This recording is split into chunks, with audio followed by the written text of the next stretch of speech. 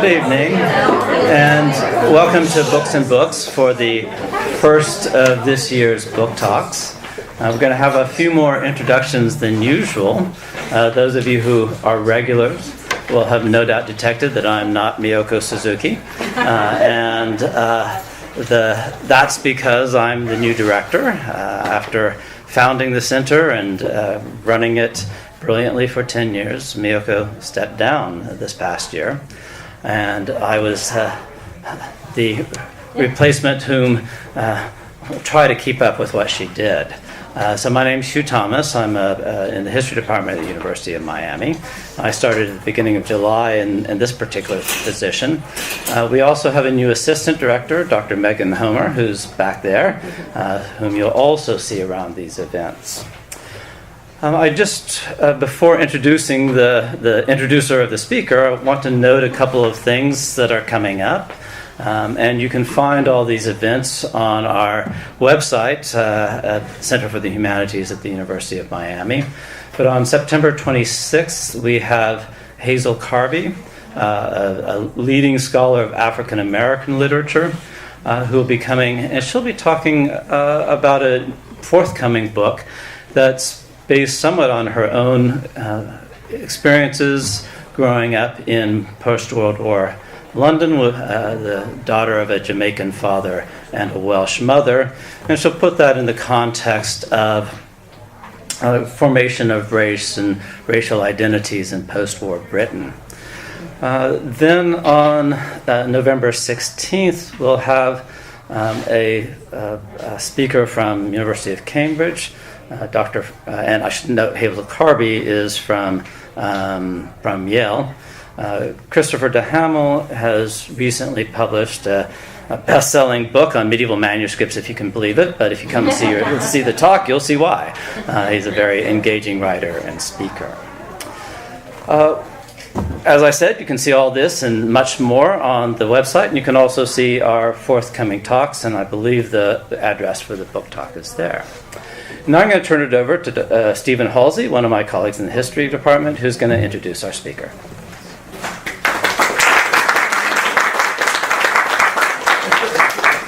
Thank you. The promiscuous uses of power. It's a subject that continues to have resonance in the 21st century, particularly in Trump's America. I couldn't help but myself starting that way. It's a fundamental problem. If you give people power, how then do you make certain that they don't misuse it? For example, by trying to invade North Korea. Well, this was a problem, in fact, that the global Spanish Empire also faced in the 16th and in the 17th centuries, the period covered in Professor Nesvig's most recent new book. It was a global empire, and it was a global empire, I should add, that believed that it was on a mission from God, kind of like the Blues Brothers. And it had a certain self-image. It had a certain self-image that it wanted to promote through propaganda of this totalizing, omnipotent empire, global in scope. And one of the problems that historians have had is that they took this propaganda view at face value. They used the self-image of the global Spanish Empire as the basis for historical analysis.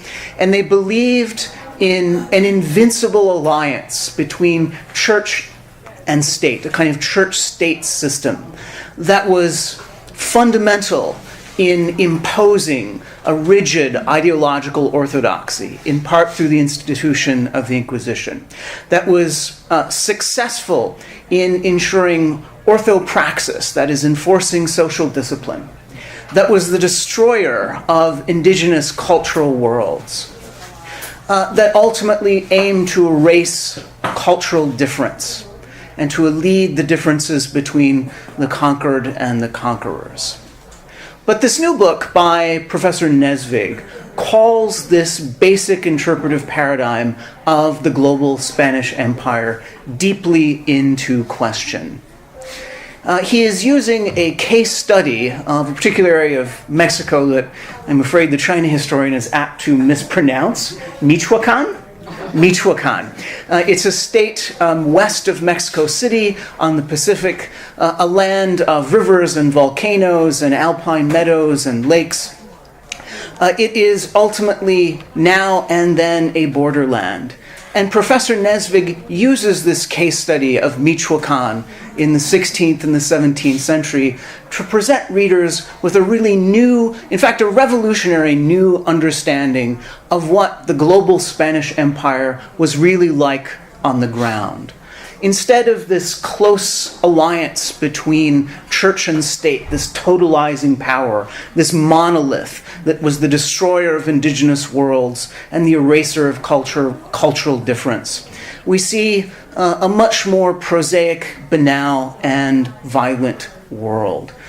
In terms of how we need to think differently about the Spanish Empire, what emerges in looking at Professor Nesvig's work is a Spanish Empire that is semi-privatized, at a Spanish Empire that is incomplete, at a Spanish Empire that is multi-directional, and at a Spanish Empire that is multi-ethnic.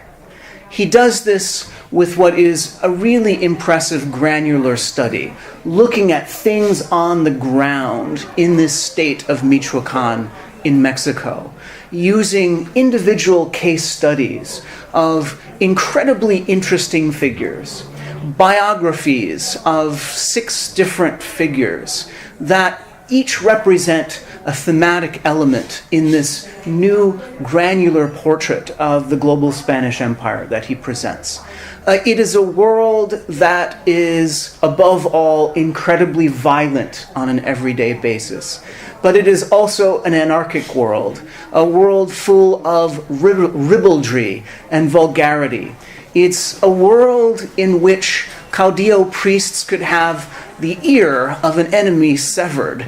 It's the world in which someone could threaten to defecate on a papal bull of excommunication.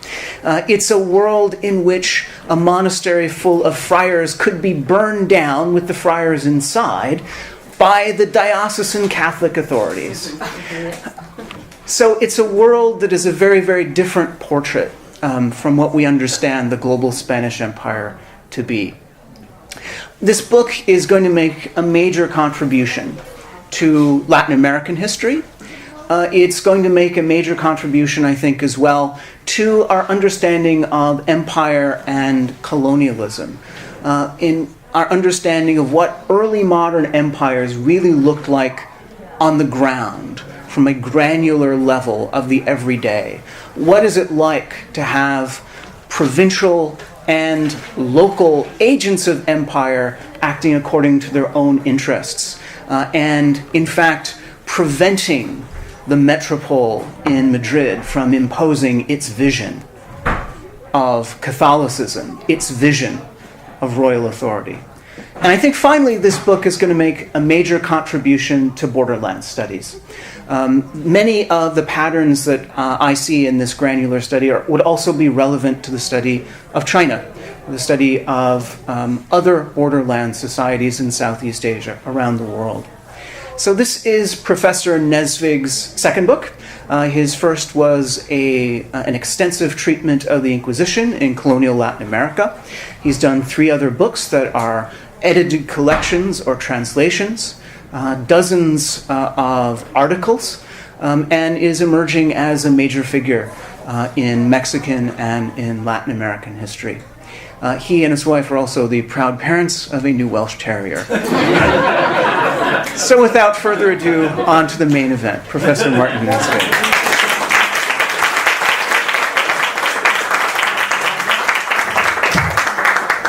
Well, thank you. Now I don't have to say anything.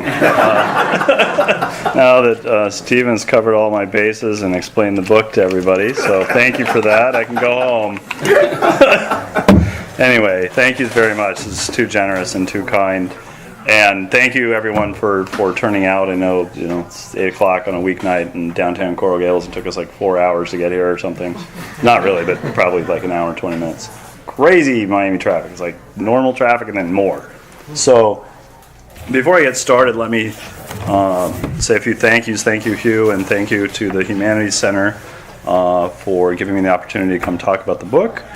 I did not specifically thank the Humanities Center in this book because I actually was done and on the books before I had the fellowship at the Humanities Center, but thank you again to the Humanities Center and to the College of Arts and Sciences, to my department, and departmental chair Mary Lindeman for many, many generous leaves from teaching or from responsibilities. Also, because I'm on the record, thank you to the National Endowment for the Humanities, thank you to the American Council of Learned Societies, the Charles Rice Camp Fund, John Carter Brown Library, Provost Research Fund at the University of Miami. I think that's it. All of those institutions and places and people were very generous in supporting this project that's been going on. It took me only 10 years to finish this book. So thank you to all those institutions and to all of you here. I wanted to talk a little bit just about sort of how this book came together, maybe talk a little bit about, maybe share a couple of the stories from this book because they're crazy beyond all comprehension. I didn't make any of them up. I didn't have to make any of them up. And as Gabriel Garcia Marquez once said in his acceptance speech for the Nobel Prize, which I make no presumption to mimic, but that he once said that none of my books are fiction. I didn't have to make anything up because I'm from Colombia.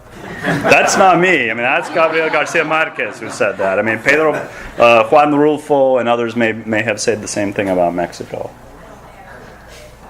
So let me start with a story. This is a story that takes place almost exactly a century after the so-called Spanish conquest of Mexico. It takes place in 1617.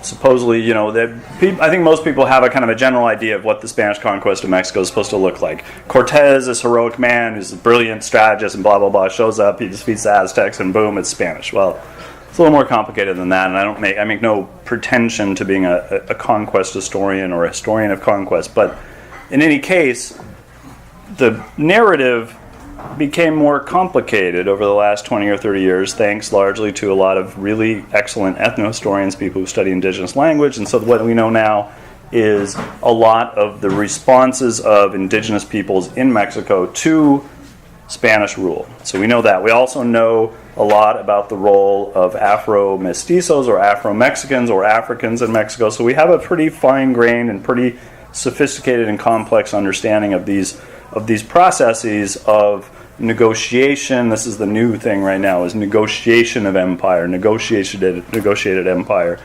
So we know a lot about these actors and these groups and these social political units, but we don't really know very much about these Spanish guys, and they're all men, and it's not, don't shoot the messenger, they're men because it's a patriarchal society where all the public positions are held by men, of course.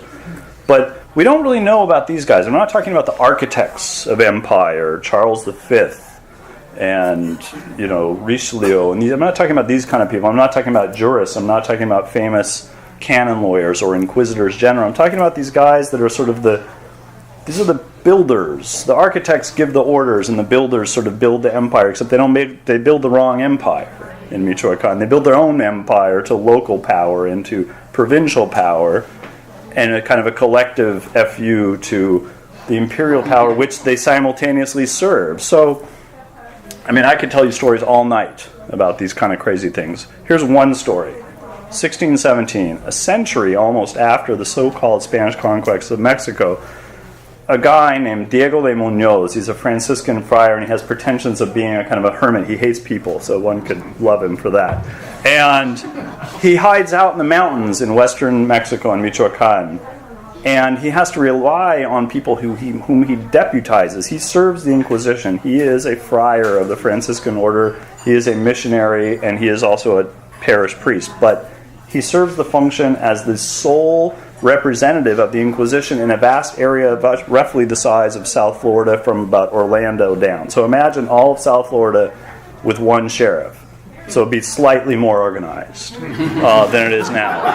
And he has to rely on people that he deputizes for the workings of the Inquisition. So he finds these two guys, they're indigenous men, they're purepacha, and he sends them off with the mail. So he turns them into inquisitional mailman. Now, according to a long and illustrious history and historiography about the Inquisition, we all know about the Spanish Inquisition. They burned millions of people and they crush everybody and they just beat them down and torture them. It's horrible and they all die, right?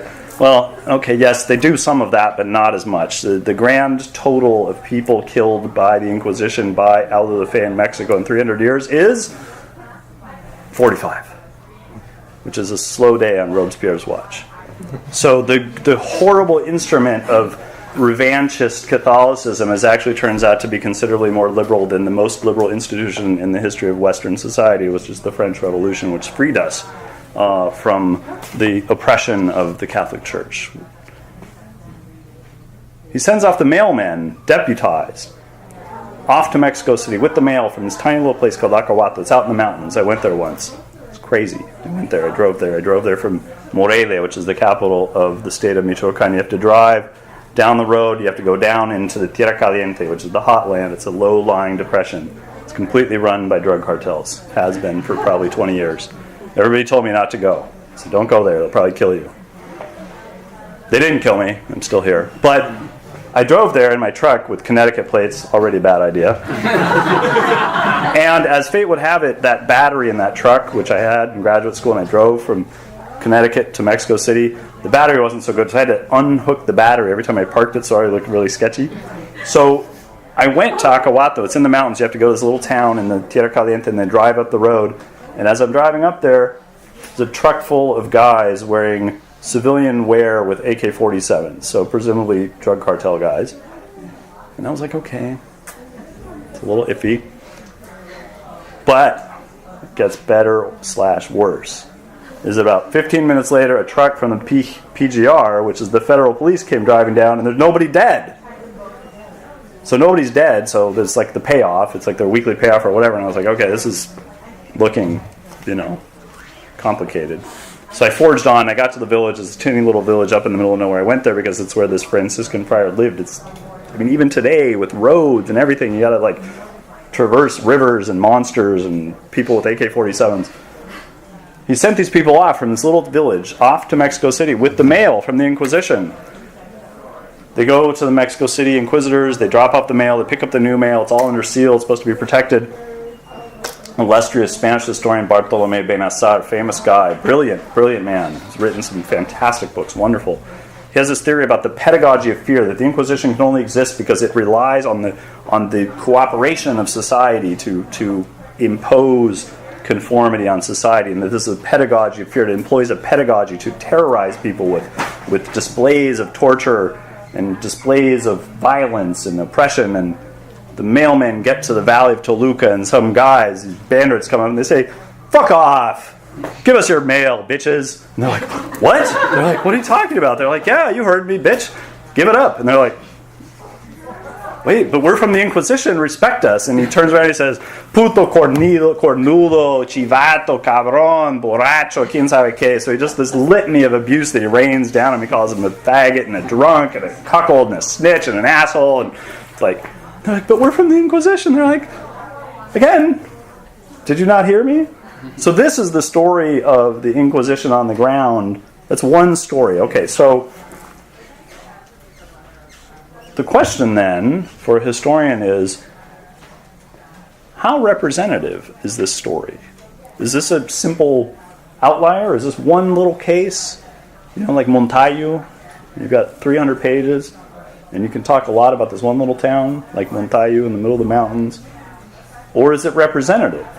So I started finding these things in the archives all over the place. Mexico City, which has the National Archive of Mexico, which has the Inquisition files, which has land dispute files, which has decrees by the Viceroy. I found these things in the State Archive in Colima and the State Archive in Michoacan and Morelia. I found them in the Cathedral Archive.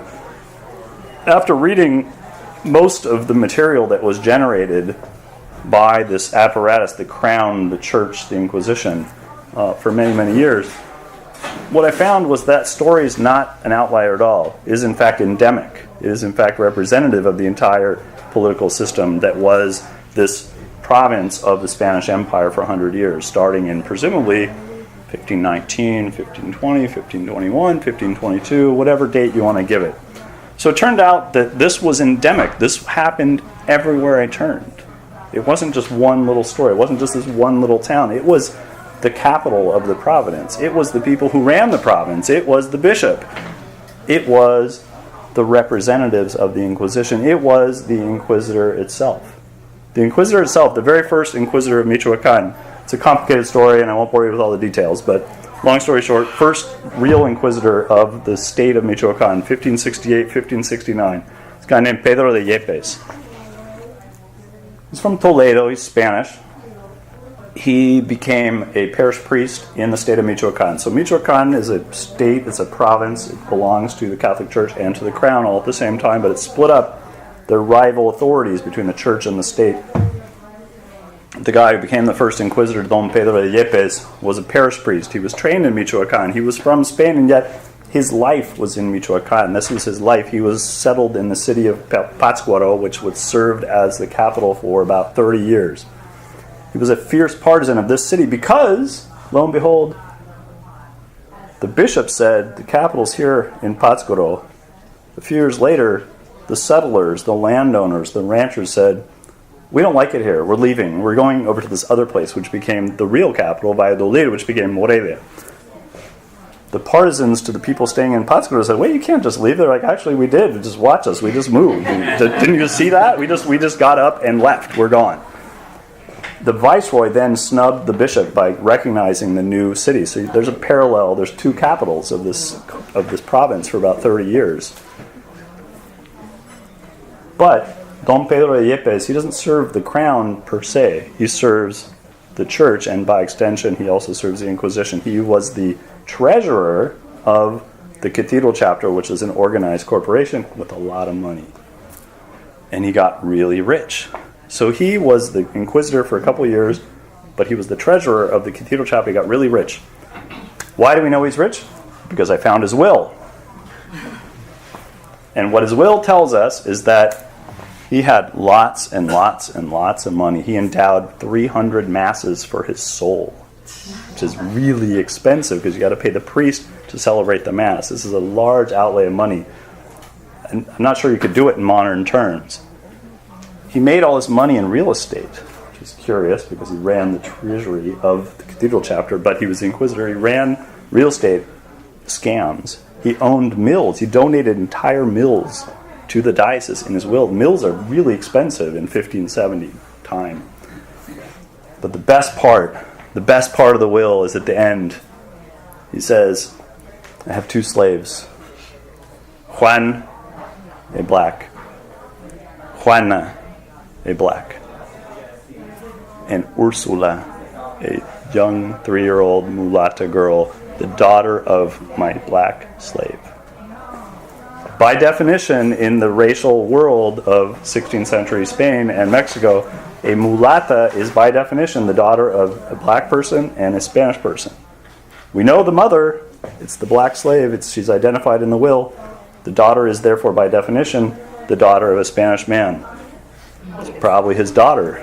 Why do we know that? Because he frees her in his will. He says, upon my death, she is to be freed. Why would he free this girl? Maybe, sure, I suppose it's possible. Maybe it's the daughter of some other Spanish guy that he happened to be raising in his house and also happened to free in his will. Sure, I suppose that's possible, but not very probable. That's the first Inquisitor General of the province of Michoacan in the 1570s. Kind of sets the tone. Could tell a lot of these stories. Could go all night. I could go all night and tomorrow. We wouldn't even come close to scratching the surface of the craziness that happened with these disputes. But what happened is the disputes are about people invested with power by the royal state or by the church or by the Inquisition. They're vested with power at the local level. And when any kind of oversight comes to tell them, maybe you shouldn't steal all that land from those poor Indian people. They just say, fuck off, crown. We don't think so. Diego de Orduña turned himself into the single most powerful man in Michoacan over a spread of decades. We don't really know where he came from. Probably Spanish. Probably got his training in Michoacan. We don't really know.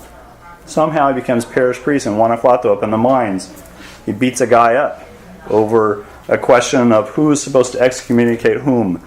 And one guy says, hey, you're the acting parish priest. Aren't you supposed to excommunicate this other guy who just refused to renounce a libel suit? And he says, well, I don't know if I'm really supposed to do that.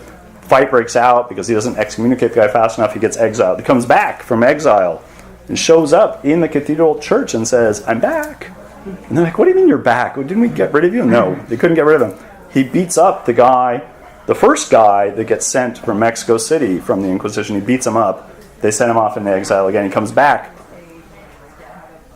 They turn him into the Inquisition's agent after he beats up the Inquisition agent and is convicted by the Inquisition that then names him Inquisitional agent in Michoacan. Then he steals thousands of acres of land from the indigenous communities, and they file a lawsuit against him. They arrest him. They send him to jail. He's forced to be in jail in Mexico City. He gets out on bail.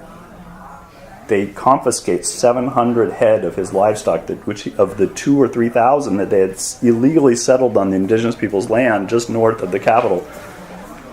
They confiscate hundreds of head of cattle. They take it all to this flat plain off towards Mexico City. There's a judge, there's a royal judge. He's empowered with all of the force of the crown itself. He confiscates the cows and the cattle. They take them all off. Orduña, the priest, the caudillo, shows up with his personal private retainer, his own private militia of 7 or 8 guys with maces and swords and guns. And they get to the royal judge, and the royal judge says, respect the king! And he's like, you're a squash. Vos sois una calabaza. You are a squash. It's like this horrible insult in 17th century, 16th century Spain. A squash is like you're just like a nothing, plus you're arrogant. And he tells him he's a squash, and then his private retainer, they sick him on him, and they drag him down, they stab him, they beat him, and miraculously the guy survives.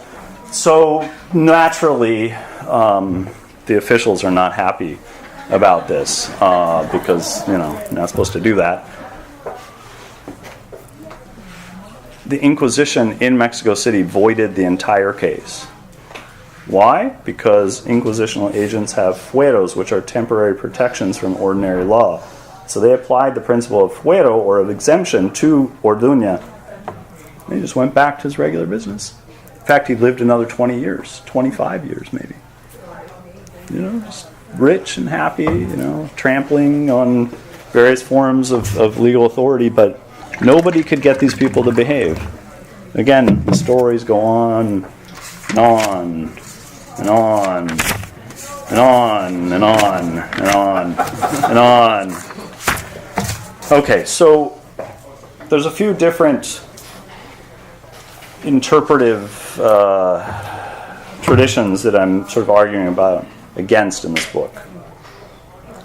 One is that we know about the conquest, and we know that the Spaniards allied themselves with indigenous groups to destroy other indigenous groups. We know that part. We know that indigenous peoples didn't just quiescently go into that night.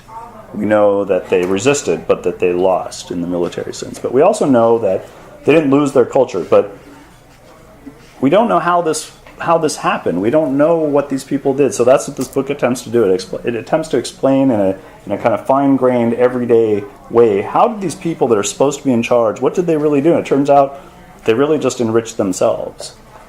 But the weird irony of it all is not that they did that. That's, in a lot of ways, pedestrian and obvious. That's what people do when they get power. They abuse it, they enrich themselves, they abuse other people, they humiliate other people, they engage in violence. That's not especially new. What's different is that the people who are doing this are supposed to be advancing the agenda of the imperial state, and they're doing no such thing. They're advancing their own private political and economic interests.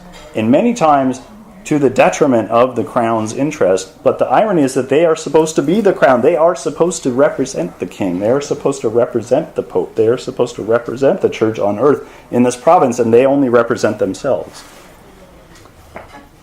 And the stories go on and on and on and on. I could just go on forever. But so that's one of the big takeaways that I found, was that in theory there's a king, but nobody sees the king. In theory there's a viceroy who represents the king. They don't see him anyway.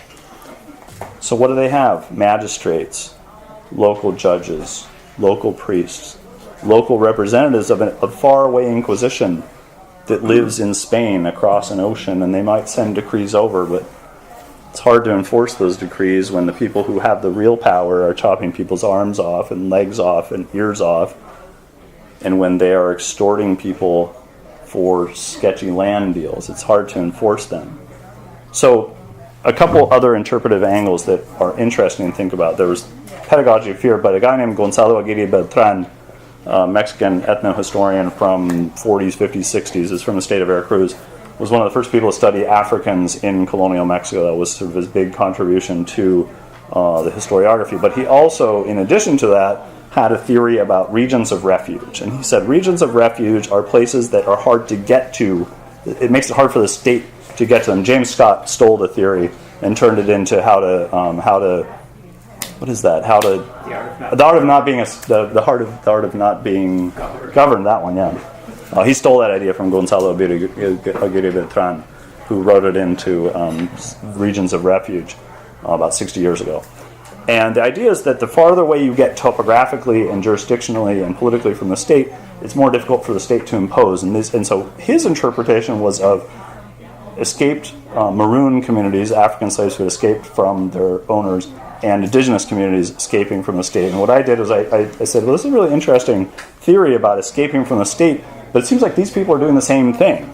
They're not running away into the hills, but they are running away jurisdictionally from the people they're supposed to answer to, even though they represent the law, they represent the crown, they represent the king, they represent the church, and that they run away from the same crown once the crown says, oh, but you're not really supposed to do it that way. And they're like, well, whatever, we're going to do it anyway, and you're not really going to be able to stop us. So it turns into a kind of an ironic region of refuge. The other sort of interesting interpretive angle, and this one's more specific to Mexico and Mexicanists and Mexicans, is that the first bishop of Michoacan, Vasco de Quiroga, is to this day viewed as a kind of a utopian figure. He's kind of like a 16th century hippie, sort of like, well, let's put the indigenous peoples into these nice communities and they'll be self-sufficient, they'll be all very nice. And, oh, very nice. And the indigenous people are like, what? We don't want to go there. We want to stay here where we're from. And they're like, no, you can't stay there. You have to go over there. And they're like, why? And they're like, well, it's better over there. And I said, we don't think so. We like it here. Thank you very much. So he actually was the first person to engage in forced resettlement programs of the indigenous peoples, which in the 20th century was turned into kind of this nice kind of Thomas More utopian scheme. In fact, one of the most famous books that was written about him by Silvio Zavala, a titan of Mexican historiography in the 1930s, called the book Quiroga and Thomas More. Edmundo O'Gorman, another sort of titan of Mexican historiography, essentially did the same thing. He associated Quiroga with utopianism with Sir Thomas More. But these are not people that are interested in hagiography. Edmundo O'Gorman actually in the 1950s and 1960s was launching critiques against the presumption of Columbian discovery. This was 30 years before the anti-Orientalists discovered the idea that Mexicans had already come up with 30 years before them, that this idea that there is no discovery, you can't discover people that were already there. So the guy that came up with this idea, Edmundo O'Gorman, he turns Quiroga into this kind of benevolent father figure who turns these utopian communities of Indian people into perfect places. What I found was that that Quiroga comes in, he forcibly resettles people, but that immediately there is a war between him and the Mendicants, between him and the Augustinians and the Franciscans. And this comes down to something really banal, building permits.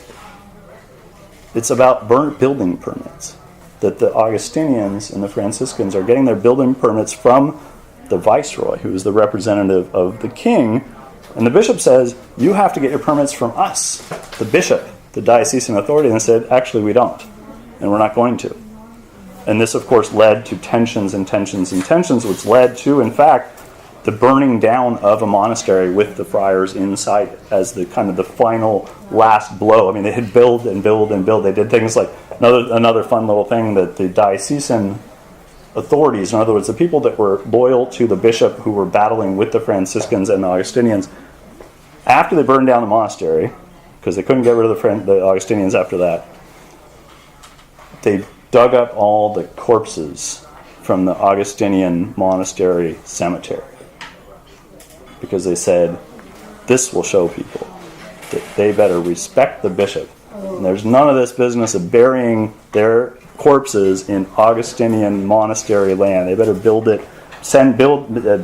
bury their bodies in the local diocesan cemetery. So that we think today, like, building permits, and Miami Beach or Coral Gables, like somebody might get mad or something. No, they were not joking around about their building permits. I mean, they burned down monasteries for it. Stories go on and on and on. And I could go on and on and on for a really long time about this topic in this book. But I'll just leave you with this idea that 100 years after the Conquest, 100 years after the Spaniards had supposedly taken over Michoacan, Munoz, the friar, the guy who lived out in the mountains, died, probably in 1624. Ordained, the Caudillo priest, the guy that stole all the land, beat up the royal judge and also almost killed him and called him a squash, he died. The Inquisition said, well, I guess we'll send a new guy out there. Can't hurt. I mean, so they send him out, and this guy goes to this little town, Taquimaroa. It's called Ciudad Hidalgo today. It's out in the mountains. Beautiful place. Green, whatever. He goes out there to read the Edict of the Faith, to bring Christianity to the people of Taquimaroa. And they say, what?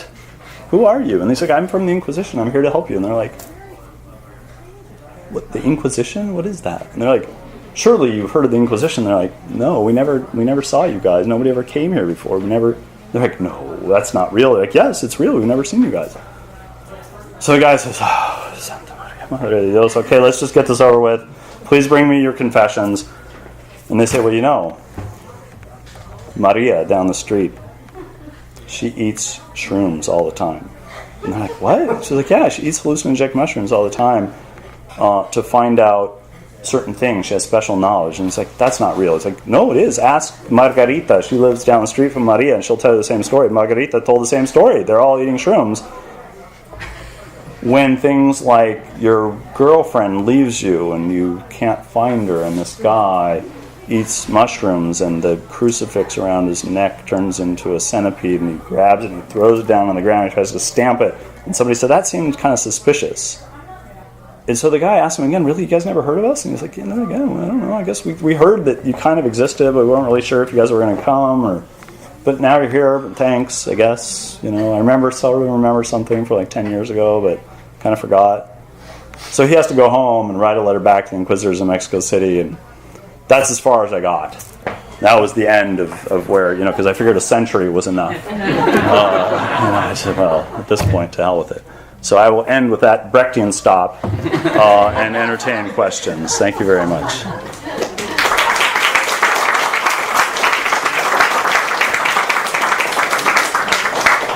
Yes, sir.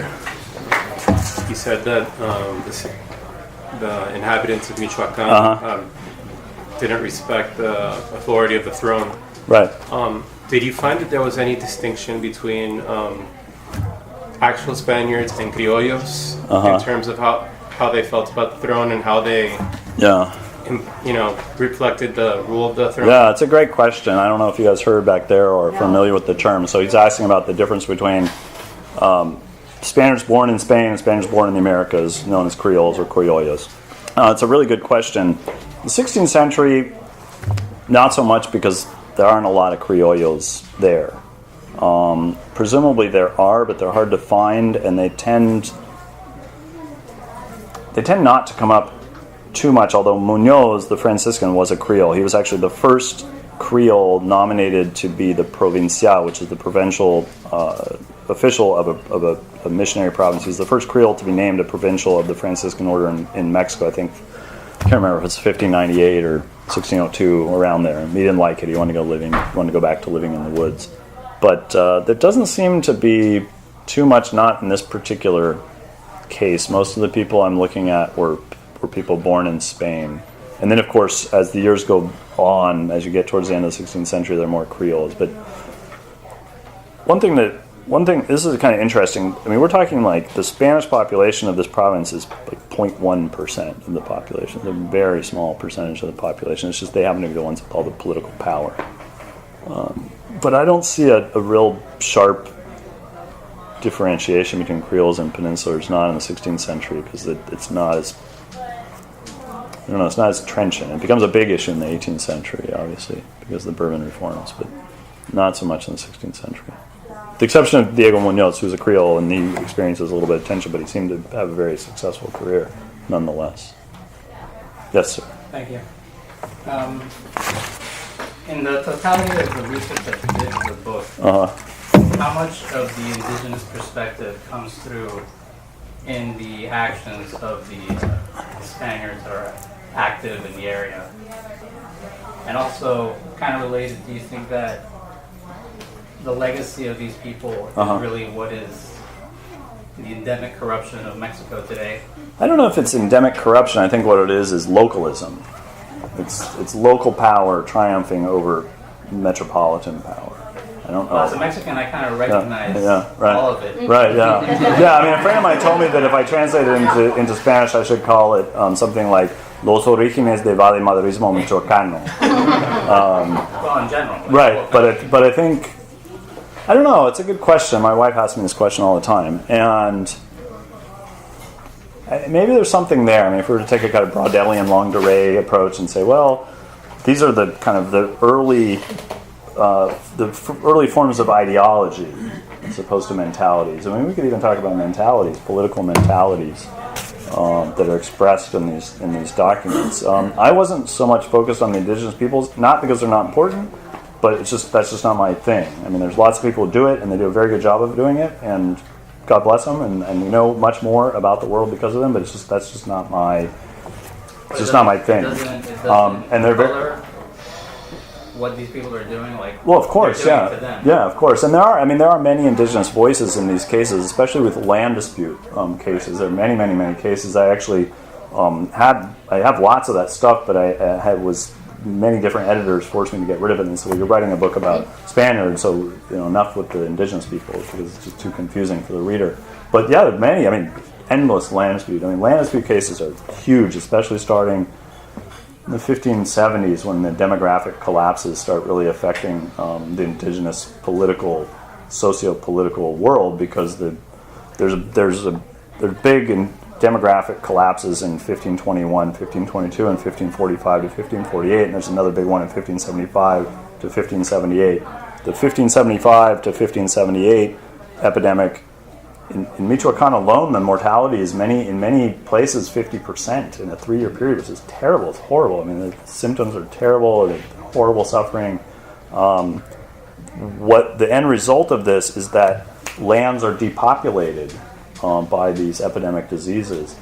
And as these lands that had been held by agriculturalist peoples since time immemorial without legal title, these are customary titles, as these lands are depopulated, Spaniards and mixed ethnicity peoples move in and essentially take the land that's been depopulated, and this leads to a sort of a concatenation of land dispute cases that really, they pick up in the 1570s and then they go like this in volume. I mean, if you start looking at the second half of the 17th century, I mean, you'd never finish if you tried to read these case files, and they go on forever.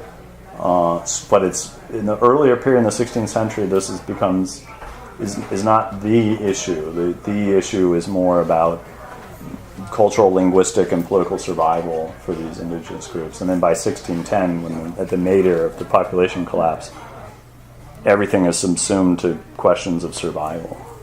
So. Yes? Martin, thank you for this wonderful introduction to your book. I mean, I'm just wanting to read it. And I was just wondering about, in terms of the position you are taking vis-a-vis the sort of like mainstream or established historiography. Right, yeah. And I was just thinking about Charles Gibson, Aztecs after the Right, Conquest, yeah, okay? right, I mean, yeah, like all right, 1965 or so, that already there we're seeing, I mean, in very general terms, of course, I mean, he doesn't go into the sort of like fine-grained right, yeah. stories. All the jurisdictional disputes between Franciscans against Augustinians, Dominicans, against the bishopry, against, I mean, vis-a-vis the crown, the royal officials, the acato pero no cumplo, all these kinds of a distant crown over there in Spain, far away, that will never be able to exercise, you know, so their present power. Right. And that's something like very much into the, I mean, very much accepted already. So I was wondering a little bit, you know, where are you positioning yourself beyond that? Right, yeah.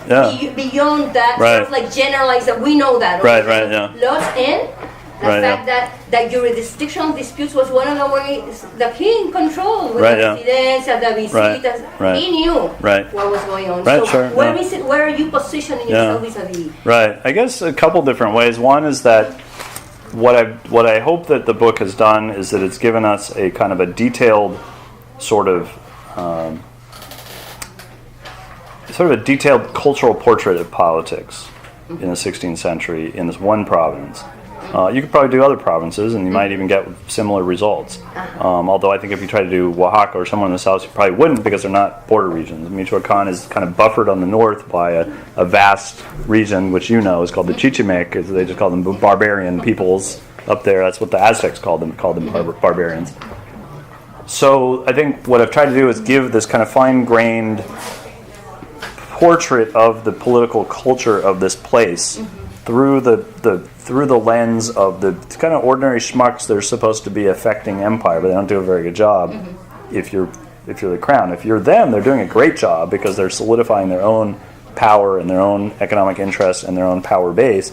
It's all located around local political power. So I guess the idea is that this provides a portrait of these people, because what we have is portraits of the people at the very top, you know, Jeffrey Parker style biographies, and brilliant, I mean, fantastic books. But that tells us a lot about a king, and that's great. I mean, the new version of the same book that Jeffrey Parker's been writing forever is fascinating, actually. I mean, all these fascinating details about his childhood and weird stuff, his obsession with toilets, about where they were going to be put in the Escorial, and yes, I mean, it's fascinating stuff. But we just don't know about these guys. It's kind of they're just kind of ordinary guys. They're just like the municipality, you know, these are the magistrates, the kind of ordinary guys that run the ranches, and so I tried to rescue them from. The other thing was that as I started researching this, I had a totally different project in mind. I mean, it was not even close to what I originally had in mind. But then I started finding these stories, and I find more and more and more and more and more. But you couldn't find these things on purpose. They're not filed the right way. They're filed under other headings.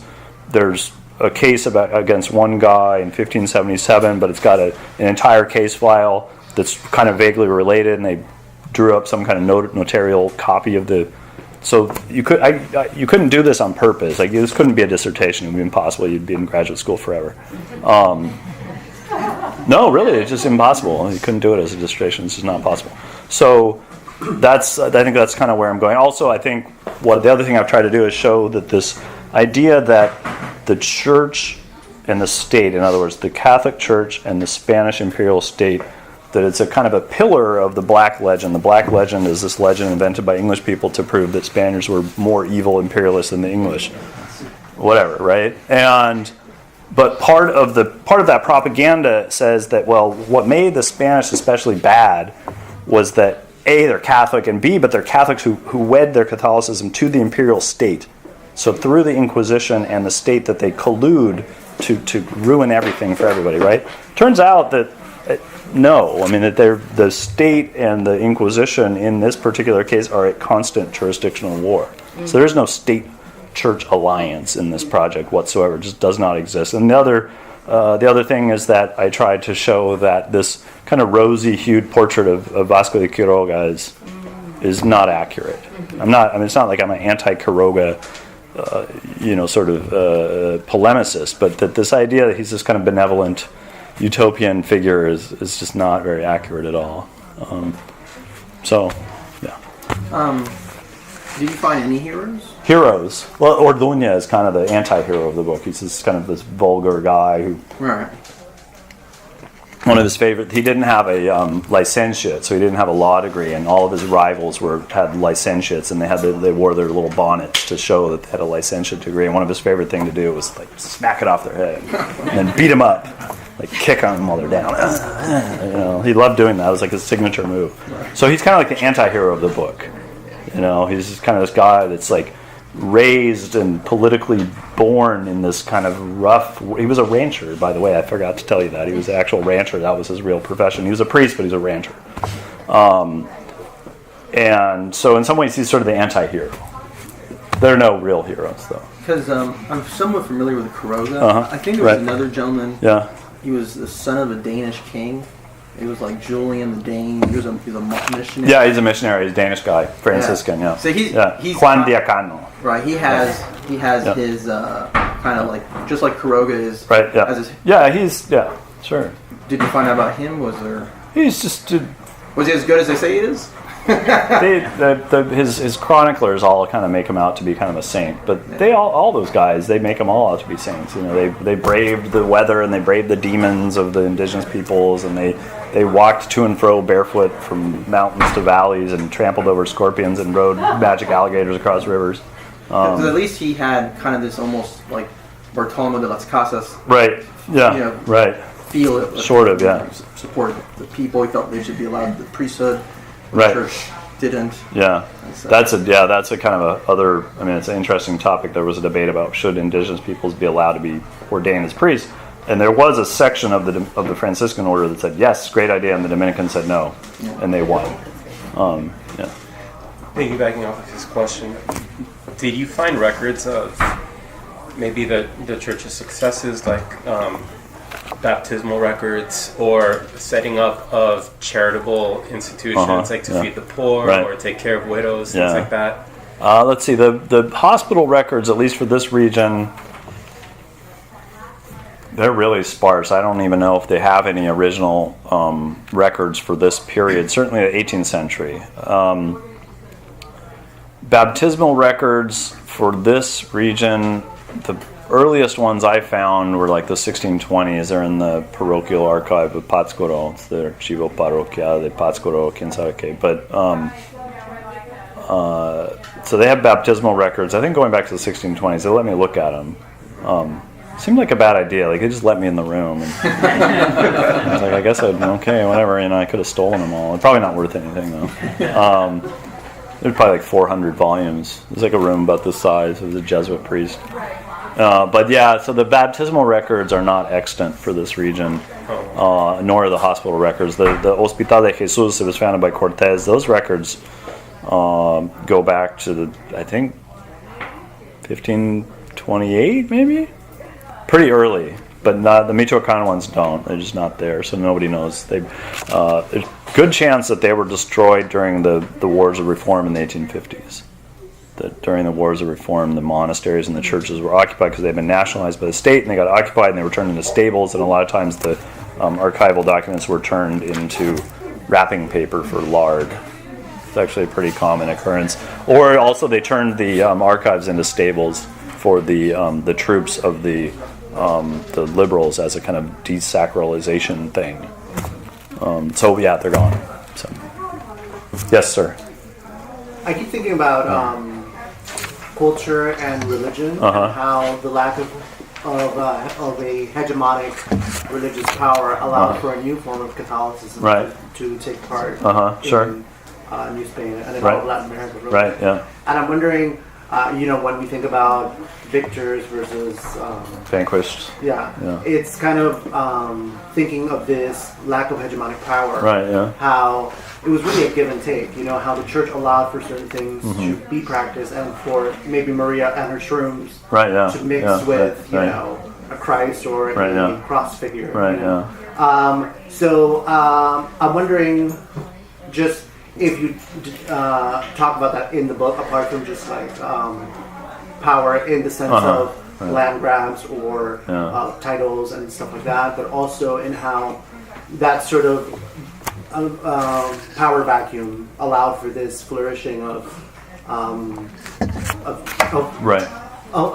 a new way of practicing Catholicism and of a new way of, even today you go to Mexican towns and you see saints that look very much indigenous, right? Yeah, of course, yeah. With some native practices and stuff like that. So. Yeah, that's my next book. So yeah, it's called the Xolotl Orgy. It's about the ways that indigenous cosmology or cultural practices bleed into Spanish practice, which is, it's like anti-ethnohistory.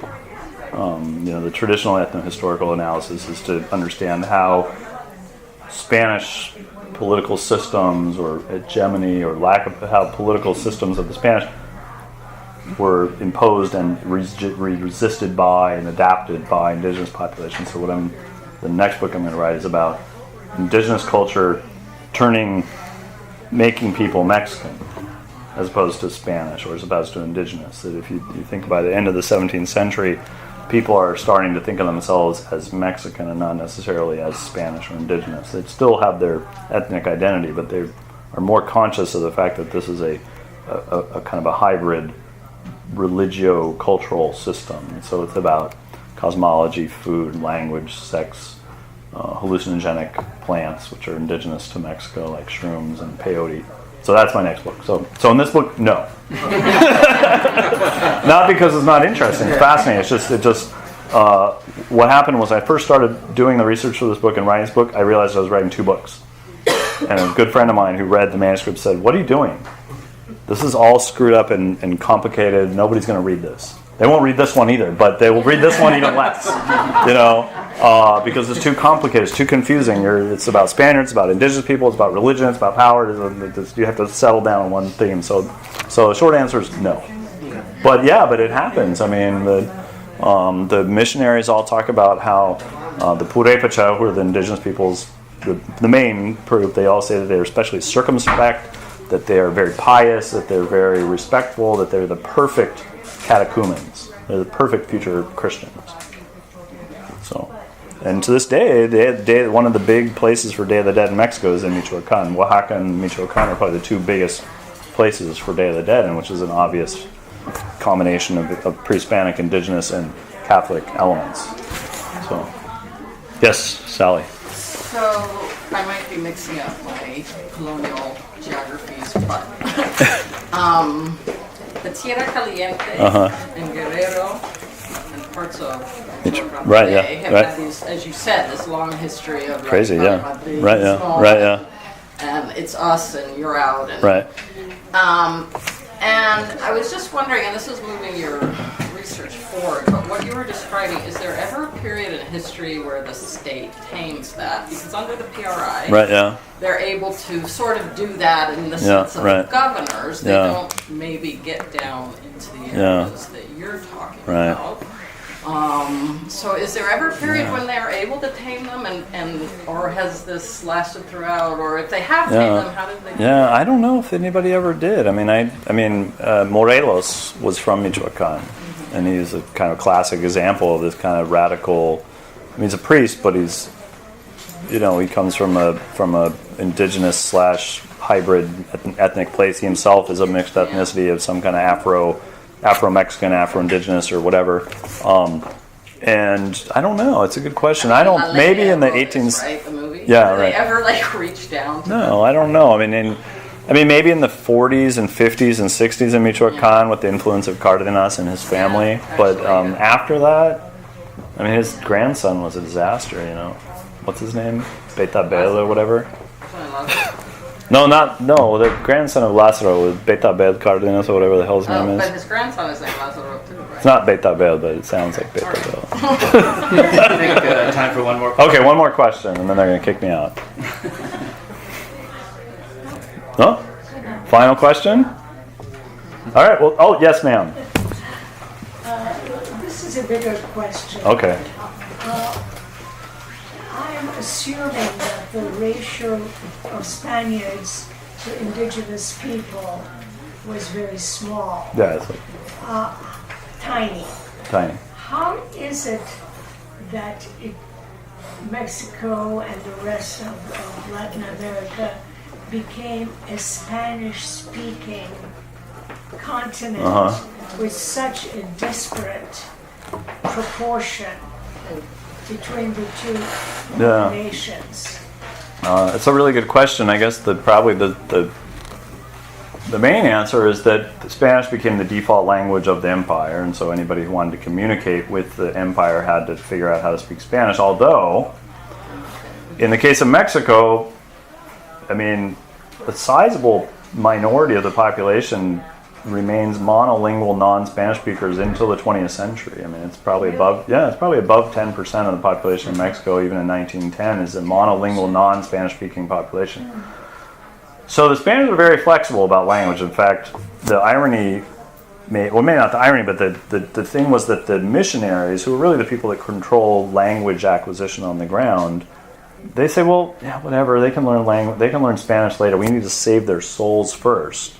And God doesn't care what language they speak, so as long as their souls are saved, they're good. They'll learn Spanish later, and then 300 years later, they're still not speaking Spanish. So, but it's because of the crown, they're controlled by the Spaniards in a simple political sense. So the default language is Spanish. So eventually, most people learn Spanish. Although there is a narrowing of the indigenous language options in the sense that Nahuatl, which was the language of the Mexica or the Aztecs, by about the 17th century, many indigenous peoples, their own languages go into decline in terms of usage because they start learning Nahuatl as a lingua franca, as the indigenous lingua franca for all of Mexico. So indigenous peoples, as well as Spanish peoples who want to communicate with indigenous peoples, they start learning Nahuatl, as opposed to Purépecha or Otomí or Zapoteca or Pame or Kumeyaay or whatever language it is in that particular region. So